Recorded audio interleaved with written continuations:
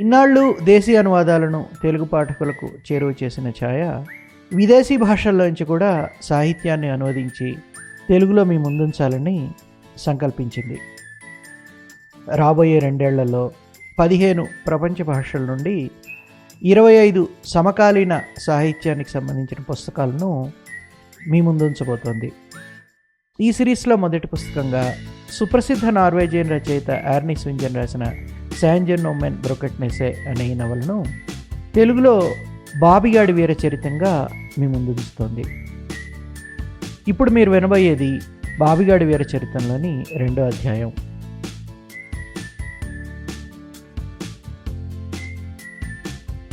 నేను లేచేటప్పటికి అమ్మ నోరు తెరుచుకుని వెళ్ళకెళ్ళ పడుకునుంది. ఆమె కప్పుకున్న దుప్పటి కింద పడింది. దాన్ని తీద్దామని లేచాను. నా బుర్రకు తట్టిన మొదటి విషయం నా కన్ను సలుపుతోందని. నిన్న తగిలిన దెబ్బ వల్ల అంత విపరీతంగా నొప్పి లేదు, కానీ కన్నార్పడం కష్టంగా ఉంది. నేను తడబడుతూ లేచి నిలబడే సమయానికి అదృష్టవశాత్తు గది గిర్రుమని తిరగడం ఆగింది. అమ్మ నిద్రకు ఇబ్బంది కలగకుండా దుప్పటి పూర్తిగా కప్పాను. స్కూల్కి వెళ్లే ముందు టిఫిన్ నేనే తయారు చేసుకొని తిన్నాను. ప్రతిరోజు నేనే టిఫిన్ చేసుకునే అవసరం పడదు. ఒక్కో రోజు అమ్మ ఆమ్లెట్ వేస్తూ ఎంత మాట్లాడుతుందంటే నాకు తినాలో వినాలో అర్థం కాదు. రోజు మొదలయ్యేటప్పుడు బుర్ర ఖాళీగా ఉండి నా ఆలోచనలు ఎటెటో తిరుగుతుండడం అంటే నాకు ఇష్టం. అదృష్టం కొద్దీ మధ్యాహ్న భోజనానికి సరిపోయేంత బ్రెడ్ ఉంది. అమ్మకు ఒక చిన్న చీటీ రాసి పెట్టాను. నిద్ర బాగా పట్టిందా? సాయంత్రానికి తినడానికి ఏదైనా తేవాలి. స్కూల్ నుంచి వచ్చిన తర్వాత షాపుకి కావాలంటే వెళ్ళొస్తాను. బాబీ. ది సింప్సన్స్ కార్టూన్ సిరీస్లో ఉండే పిల్లవాడు బార్ట్ని చూసి నా పేరు రాబర్ట్ అని పెట్టారట. ముద్దు పేరు బాబీ. అందరికీ అదే అలవాటైపోయింది. నేను అమ్మ ప్రతిరోజు అదే పనిగా ఆ కార్టూన్ చూడడం, అప్పుడప్పుడు చూస్తాం అంతే. అయితే మా ఇంట్లో టీవీ ఎప్పుడూ మోగుతూనే ఉంటుంది. ఆ సీరియల్లో పిల్లాళ్ళ నేను కూడా చురుగ్గా సరదాగా ఉంటూ జీవితంలో ముందుకెళ్ళాలని, అందుకే ఆ పేరు పెట్టానని అమ్మ ప్రతిసారి చెప్తుంది. కానీ సింప్సన్లో బార్ట్ గాడు ఎప్పుడూ 10 ఏళ్ల పిల్లాడుగానే ఉంటాడు కదా అంటాను నేను. వాడికి కూడా తొందరలో 13 వచ్చేస్తాయి అంటుంది అమ్మ. వాడెప్పుడు అంతే, ఎప్పటికీ ఎదగడు అంటాను నేను. మా అమ్మ నన్ను దేనికి భయపడకుండా తయారు చేయాలని కంకణం కట్టుకుంది కాబట్టి నేను బాక్సింగ్ నేర్చుకోవాల్సి వస్తుంది. బాక్సింగ్ నేర్పించినందుకు ముందు ముందు నువ్వే నాకు థ్యాంక్స్ చెప్తావు అని అమ్మ ఎప్పుడూ అంటుంటుంది. నాకేదో దారులు కొట్టి బతికేద్దామనే ఆలోచన ఉంది కాదు, కానీ జీవితంలో ముందు ముందు నన్ను ఎవరైనా చితగొట్టడానికి ప్రయత్నించవచ్చు. అప్పుడు ఎవరు గెలిచారనే దాన్ని బట్టి నేను వెళ్ళి మా అమ్మకు థ్యాంక్స్ చెప్పాలని నిశ్చయించుకున్నాను. నిజానికి నేను సింప్సన్స్లో బార్ట్ లాంటి వాడిని కాదు, ఇంకే పేరో పెట్టించుకోవాల్సింది. కానీ అది నా చేతుల్లో లేదు కదా. ఇప్పుడు ఇంక సమయం మించిపోయింది. నాకు స్కూల్కి వెళ్ళడానికి 9:30 నిమిషాలు పడుతుంది. ప్రస్తుతం నా చేతిలో 11 నిమిషాల సమయం ఉంది. గంట కొట్టే ముందరే స్కూల్ గేట్ ముందు నిల్చుని గట్టిగా ఊపిరి పీల్చుకున్నాను. కొత్త రోజు కొత్త అవకాశాలు అంటారు కదా. నాకైతే ఒక్కోసారి ఇలాంటివన్నీ కనిపెట్టి రాసేవాళ్లను లాగిపెట్టి కొట్టాలనిపిస్తుంది. అయితే ఒకటి మాత్రం నిజం, జీవితంలో ఒక ఓదార్పు కలిగించే విషయం ఏమిటంటే ముందేం జరగబోతోందో ఎవరికీ తెలీదు. ప్రతిరోజు మనకు ఒక చిన్న బహుమతి లాంటిదే. తెరిచి చూస్తే కానీ లోపలే ఉందో తెలీదు. మా గ్రౌండ్లో అడుగు పెట్టాలంటే నేను ముందు గట్టిగా ఊపిరి తీసుకోవాలి. జరిగే ప్రతి మనకు నచ్చినట్టే జరగదు కదా. ఇదంతా విని మీలో ఎవరైనా నన్నేదో అందరూ స్కూల్లో ఇబ్బంది పెట్టేస్తారని అనుకుంటే తప్పుగా అర్థం చేసుకున్నట్టే. నన్నెవరు పిచ్చి పిచ్చి పేర్లు పెట్టి పిలవరు. నా జామెట్రీ బాక్స్ తీసుకెళ్ళి దాచేయరు. నా చొక్కా మీద ఇంకు చల్లరు. అసలు వాళ్ళు జోకులు వేసుకునేది నా మీద గానే కాదు. ఎందుకంటే బెర్నీగాడు మా క్లాసే. అవును, పేరు విషయంలో కూడా వాడు దురదృష్టవంతుడు. వాడికి నేను దూరంగా ఉండడానికే ప్రయత్నిస్తాను. దానికి కారణం బాబీ, బెర్నీ ఈ పేర్లు వినడానికి ఇద్దరు స్నేహితుల పేర్లలా గాక జోడికేతిగాళ్ల పేర్లలా ఉంటాయి. బెర్నీని అందరూ ఆడేసుకుంటుంటారు. అంటే వాడి తల మీద జల్లకాయలు కొడుతూ, కిటికీలోంచి తల్లకిందులుగా వేలాడదీస్తూ అలా గాదు. క్లాస్‌లో సారు చూడకుండా తొయటం, ఏదో ఒక మాటని వాడిని అవమానించటం, ఎవరూ చూడకుండా బెంచి కింద నుంచి కాలు జాపి వాడి కాలు దొక్కడం, జామెట్రీ బాక్స్ మాయం చేయడం ఇలాంటివి మాత్రమే. కానీ వాడు ఇవేవీ బయటికి చెప్పుకోడు. అన్నీ తుడిచేసుకుని నేనేం తప్పు చేశానా అని ఆలోచిస్తూ ఉంటాడు. ఎలానో తెలీదు గానీ నాకు బెర్నీ అంటే అందరూ ఇష్టపడేలా చేయాలని ఉంటుంది. కానీ ఆ విషయంలో నేను పెద్దగా ఏం చేయలేను. నేరుగా మా వాళ్ళ దగ్గరికెళ్ళాను. మేమంతా క్లాస్ బయట ఒక చక్రం ఆకారంలో నిల్చుని మునుపటి రోజు టీవీలోనో, ఇంటర్నెట్‌లోనో చూసిన వాటి గురించి మాట్లాడుకుంటూ ఉంటాం. నా కంటి వైపు చూస్తూ వాళ్ళలో ఒకడడిగాడు. చితగ్గొట్టించుకున్నట్టుంది? కాదు, సోఫా అన్నాను. మీరిప్పుడు వాళ్ళలో ఎవరో ఒకరు సోఫా నీ మీద పడిందా అనో, లేదంటే సోఫా విరిగిపోయిందా అనో అడుగుతారనుకుంటారు. లేదు, మేము ఆ మాత్రం స్నేహితులం కూడా కాదు. ఇంకో విషయం, మా స్కూల్లో ఎవరికీ నేను బాక్సింగ్‌కి వెళ్తానని తెలీదు. నిజానికి స్కూల్లో ఎవరికి కూడా నా గురించి పెద్దగా ఏమీ తెలీదు. ఒకసారి ఎప్పుడో క్లాస్‌లో అందరూ వాళ్ళ వాళ్ళ సరదాలేమిటో చెప్పాల్సొచ్చినప్పుడు నేను సీరియల్ కిల్లర్ల ఫోటోలు సేకరిస్తుంటానని చెప్పాను. అది నిజం కాదు గానీ, ఆ మాట విని అందరూ గమ్మునైపోయారు. నేను బాక్సింగ్ అని చెప్పుంటే స్కూల్ అయిపోగానే వీడికి బాక్సింగ్ ఎంత బాగా వచ్చో చూద్దామని ఎవడో ఒకడు ముందుకొచ్చేవాడు. మేం క్లాస్‌లో ఎప్పుడూ జంటలుగా కూర్చుంటాం. చాలా రోజుల నుంచి నాకు అదృష్టం కలిసొస్తోంది. అదా నా పక్కన కూర్చుంటోంది. బహుశా మా క్లాస్‌లో అందరికంటే మంచి అమ్మాయి అదా. కనీసం మా క్లాస్‌లో ఉన్న అతి మంచి ముగ్గురు అమ్మాయిల్లో ఒకతి. అదా నవ్వితే తెల్లగా అప్పుడే కురుస్తున్న మంచులా తన పలువరసంతా కనిపిస్తుంది. ఇప్పుడు నేను అదాని ప్రేమిస్తున్నానని మీలో ఎవరైనా అనుకోవచ్చు. ఒక అమ్మాయిని కొంచెం పొగిడితే చాలు కొంతమంది వెంటనే ముద్దు పెట్టడం గురించో, చేతులు కలపడం గురించో ఊహించేస్తారు. మీరు కూడా అదే బాపతైతే మీకో శుభవార్త. అసలు నా విషయంలో అలాంటి అందమైన కళ్ళకు ఆస్కారం లేదు. నేను అదాతో స్నేహం చేయబోవడం లేదు. అది జరిగే పని కాదు. నాకు సాధ్యాసాధ్యాలు తెలుసు. మేము స్నేహితులమయ్యే ఆస్కారమే లేదు. క్లాస్‌లో ఒకరి పక్కన ఒకరం మాత్రం కూర్చోవచ్చు. అసలు ఇలాంటి రూల్స్ అన్నీ పెట్టింది నేను కాదని మీరు గమనించాలి. హాయ్ అన్నాను అదాతో. హాయ్ బాబీ అంది తను కూడా. ఆమెలో నాకు నచ్చిన ఒకే ఒక విషయం, ఎప్పుడు చూసినా నా పేరు కలవరిస్తూ ఉంటుంది. బాబీ అనే పేరు ఆమె గొంతులో విచిత్రంగా వినబడుతుంది. నా పేరు ఇంకేదైనా అయ్యుంటే బాగుండేది. గుబురు కనుబొమ్మల మనిషి ఫోటో ఉన్న పేపర్ ఒకటి చేతికిస్తూ, ఇది నీకోసం ఇంటర్నెట్లో వెతికి ప్రింట్ చేసి తీసుకొచ్చాను అంది. ఆ ఫోటోలో ఉన్నవాడి పేరు జో హెండర్సన్ అట. కనీసం 4 ఆడవాళ్ళని చంపేశాడు. చివరికి 10 మంది అని కూడా లెక్క తేలొచ్చు. నా సీరియల్ కిల్లర్ల ఫోటో కలెక్షన్‌కు అదా ఫోటోలు తెచ్చివ్వటం ఇది మొదటిసారి కాదు. థ్యాంక్స్, వీడి ఫోటో నా దగ్గర లేదు అన్నాను. అదా ఇచ్చిన సీరియల్ కిల్లర్ల ఫోటోల లిస్ట్ ఒకటి నేను తయారు చేసుకోవాలి. ఆమె ఇచ్చిన ఫోటోలన్నీ ఒకే కవర్లో పెట్టించుతాను. అవన్నీ మా ఇంట్లో పరుపు కింద ఉంటాయి.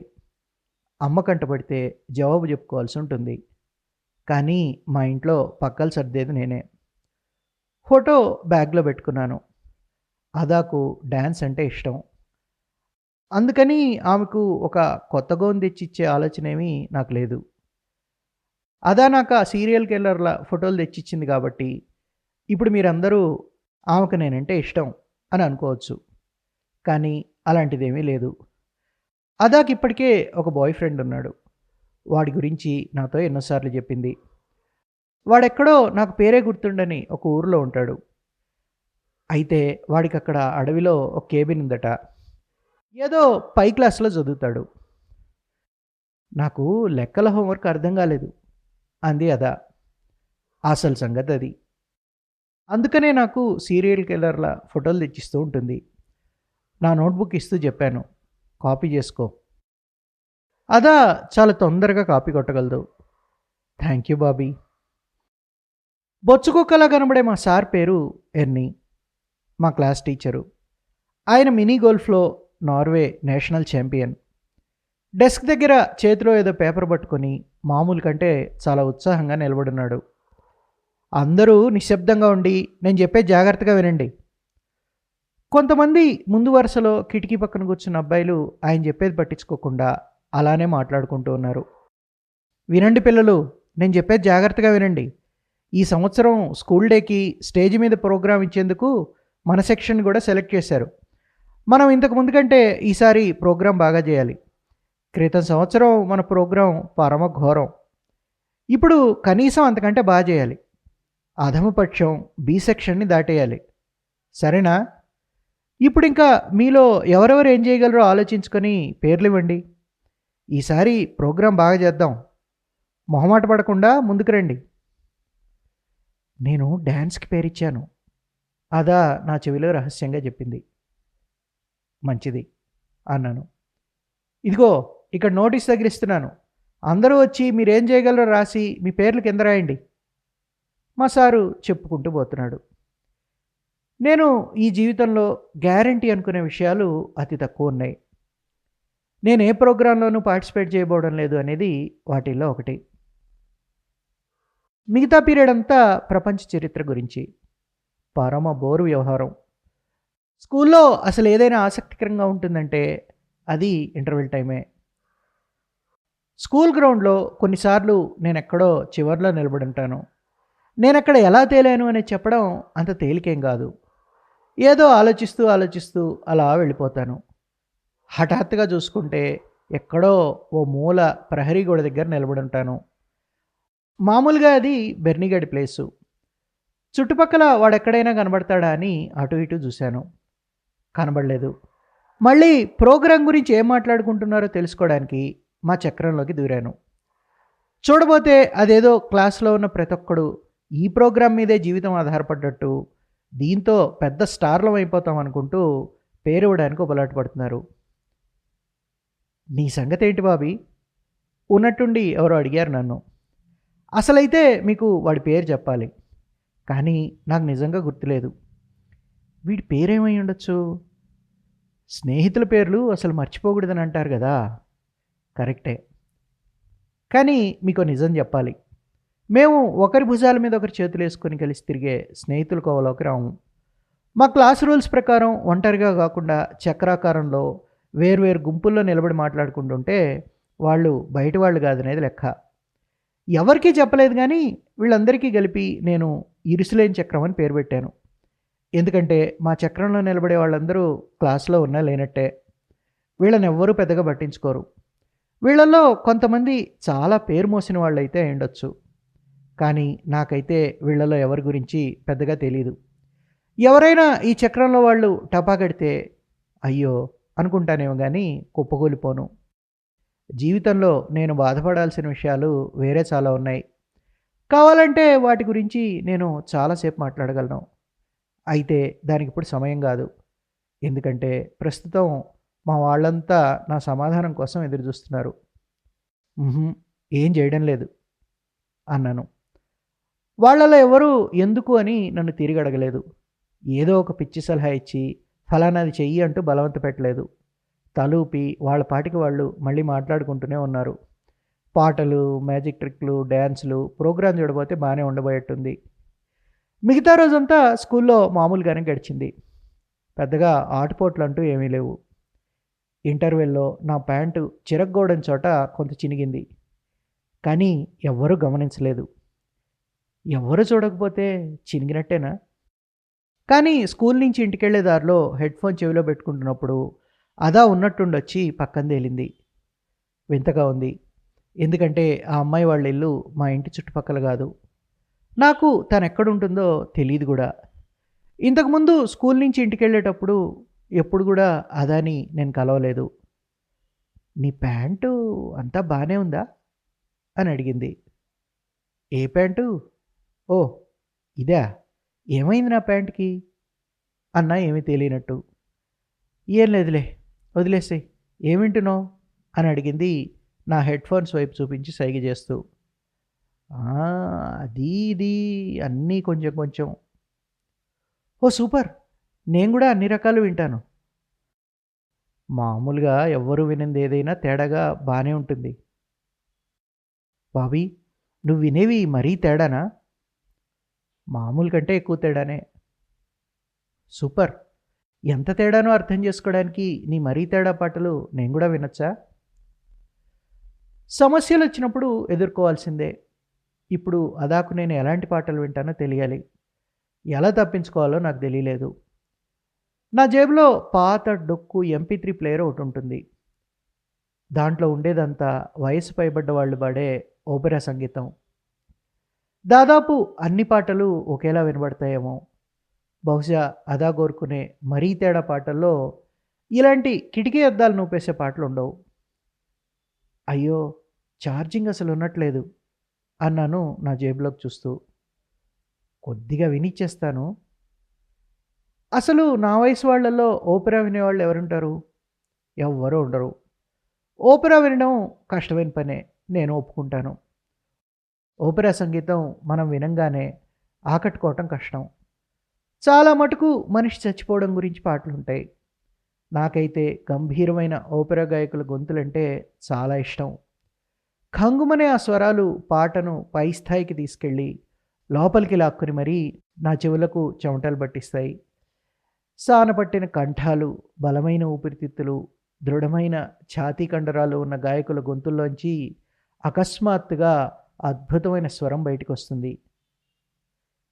గత్యంతరం ఏముంది? ఉన్న పాటలన్నీ వెతికాను. కొన్ని డిస్నీ ఛానల్ పాటలో, పాప్ మ్యూజిక్ పాటలో చేర్చాల్సింది. కానీ ఇప్పుడంత సమయం లేదు. నేను బ్రింట్ ఎర్ఫెల్ ఓపెరా ఎంచుకున్నాను. వేల్స్‌లో పుట్టిన ఆ పెద్ద మనిషి నేను విన్న వాళ్ళందరిలోకెల్లా గొప్ప గాయకుడు. అదా హెడ్‌ఫోన్స్ తీసుకోగానే వైరు ఇంకా కొంత పొడుగుంటే బావుంటుంది అనిపించింది. ఇద్దరం మరీ దగ్గరగా నడవాలిప్పుడు. బాబీకి ఓపెరా అంటే ఇష్టం అని స్కూల్లో అదా ఒక పుకారు పుట్టించిందంటే అదొక చిన్న ఉపద్రవమే అవుతుంది. నా పేరు ప్రతిష్టలు ఇప్పుడున్న దానికంటే పెరగవు గానీ, నన్ను ఇంకొంచెం ఎక్కువ వింతగా చూస్తారు. సీరియల్ కిల్లర్ల ఫోటోలు, ఓపెరా సంగీతం కలిపి నన్నొక గ్రహాంతరవాసిని జేస్తాయి. నాకు కావాల్సింది ఎవరి కంట పడకుండా ఓ మూలన బతికేయటం. కానీ అలా నా వల్ల కావడం లేదు. అదే నా కేసు తిరిగింది. నా లెక్క ప్రకారం అదా మొహంలో చిరాకో, భయమో కనబడాలి. సూపర్! ఏమన్నావు? సూపర్! రెట్టించింది. తలూపాను గానీ కావాలనే అంటోందా? అని లోపల అనుమానం తొలుస్తోంది. ఇంకొంచెం సేపిని హెడ్‌ఫోన్స్ తీసేసింది. "ఈంది నిజంగానే మంచి గొంతు" అనింది. "ఇది గాకుండా ఈ ప్లేయర్‌లో ఇంకేమన్నా వేరే ఉన్నాయా?" అది సంగతి. ఇలాంటి విపత్కర పరిస్థితులను దృష్టిలో పెట్టుకొని నేను ఒకటో, రెండో ఏ లేడీ గాగా పాటలనో దగ్గరించుకుంటే బావుండేది. ఉన్నాయేమో! నీకు ఇలాంటి సంగీతం అంటేనే ఇష్టమా? లేదు లేదు. నాకు ఇంకా చాలా రకాలంటే ఇష్టం. అంటే మరీ వేరే రకం గాదులే. నిజం జెప్పు. నీకిలాంటి మ్యూజిక్ అంటేనే ఇష్టం గదా? అమ్మాయిలతో వచ్చిన ఇబ్బంది అదే. మనం ఏ సోది జెప్పినా వాళ్ళ అసలు విషయాన్ని ఇట్టే పసిగట్టేస్తారు. ఆశ్చర్యంతో పాటు భయం గూడా వేస్తుంది. హ్మ్. అవుననుకుంటా. నీలో నువ్వే పాడుకుంటూ ఉంటావు గదా! ఇప్పుడు కేవలం భయం మాత్రం వేస్తోంది. ఈ అమ్మాయిలు ఎలా పట్టేస్తారో తెలీదు గానీ, నోరు తెరిచినా, మొహం మీదకి కండరం కదిలించినా, మన గురించి పేజీలు పేజీలు రాయగలరు. నేను, నేనప్పుడప్పుడు పాడుకుంటుంటాను. నా బుర్ర చెప్పిన మాట నా నోరు వినడం లేదు. ఈ విషయం ఎవ్వరికీ చెప్పకూడదనుకున్నాను. కానీ అడక్కముందే అదాకు నిజం తెలిసునేమో అన్న అనుమానం ఉంది. సూపర్! సూపర్! నిజంగానే. మామూలుగా అందరబ్బాయిలు ఏం జేస్తుంటారు? ఏ ఫుట్‌బాల్ టీమ్‌లోనో, మ్యూజిక్ బ్యాండ్‌లోనో పడి దొర్లుతుంటారు. అమ్మాయిల్లో గూడా ఎంతమంది డాన్స్ నేర్చుకోవడానికెళ్తారో దెలుసా? దాదాపు ప్రతొక్కరు డాన్స్, డాన్స్ అంటే ఎగబడతారు. కానీ నువ్వు చాలా స్పెషల్.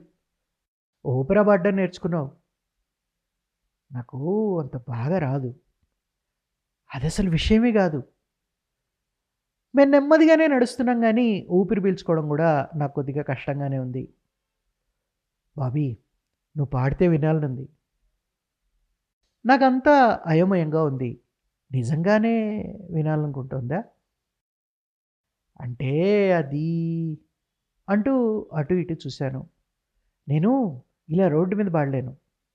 ఈ సాకు చెప్పేద్దామా? లేదంటే గొంతు నొప్పిగా ఉందని చెప్పనా? అదా పిచ్చిదేం కాదు. ఇదంతా పక్కన పెడితే నవ్వితే ఆమె నోట్లోని పలువరసంతా కనబడుతుందని మీకు చెప్పానా? నేను సీడీ రికార్డ్ చేసి ఇస్తాలే. వెనక మ్యూజిక్ గూడా ఉందనుకో బాగా పాడతాను. అది మాత్రం నిజం. సరే, నాకు వినాలని చాలా ఆత్రంగా ఉంది బాబీ. ఈరోజు సాయంత్రమే రికార్డ్ చేస్తాను. సూపర్! మా ఇల్లక్కడే అంది స్కూల్ వైపు చూపిస్తూ. తలాడిస్తూ చెయ్యి అన్యమనస్కంగా ఊపాను. బాబీ, నువ్వింకొంచెం నవ్వచ్చు. నీ నవ్వు బావుంటుంది అంది. అదా వెనక్కి తిరిగి వెళ్ళిపోయింది. నేను ఉన్నవాడిని ఉన్న చోట నిల్చుండిపోయాను. ఆమె అన్నదానికి అర్థమేమిటి? నా నవ్వు బావుంటుందా? అసలు నిజంగా అమ్మాయిలు, అబ్బాయిలకు ఇలాంటి అర్థం కాని విషయాలు 1000 అర్థాలొచ్చేట్టుగా చెప్తారా? నేను చాలా అరుదుగా అద్దంలో చూసుకొని నవ్వుకుంటాను గానీ, నా అందం చూసుకొని మాత్రం కాదు. అసలు చూడ్డానికి నేను ఎలా కనబడతాను? నా ఆకారం చిన్నది. మరీ చిన్నది కాదు గానీ, ఇంకో 6, 7 అంగుళాలు పొడుగున్నా ఎవరికీ కంటికి పెద్దగా ఆనే పరిస్థితి లేదు. జుట్టు బూడిద రంగులో ఉండి మరీ పొట్టిగా ఉంటుంది. అమ్మే నా జుట్టు కత్తిరిస్తుంది. నా కళ్ళు నీలంగా ఉంటాయి. అంటే సముద్రం, ఆకాశంలాగా కాదు. వెలిసిపోయిన జీన్స్ ప్యాంట్లా. నేనసలు అక్కడ ఉన్నట్టే ఎవరు గమనించరని, కళ్ళు నా మీద నుంచి తిప్పిన మరుక్షణం గుర్తే ఉండని మనుషుల కోవలోకొస్తానని నాకు అనుమానం. అసలు జనాలు గుర్తుపెట్టుకోవడానికి ఎత్తుపళ్ళో, కోటేరు ముక్కో ఉంటే బాగుండేది. అదంత గొప్ప ఆలోచన ఏం కాదు కానీ, పెద్దయిన తర్వాత మెడ మీద ఒక కొండ చిలువ పాకుతున్నట్టు టాటూ ఒకటి వేయించుకోవాలి.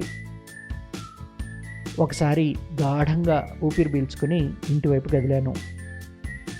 మీరు గమనించుంటే నేను ఒక్కోసారి ఇంట్లోకి వెళ్ళే ముందర కూడా గట్టిగా ఊపిరి తీసుకుని వెళ్ళాల్సి ఉంటుందని అర్థం చేసుకుంటారు.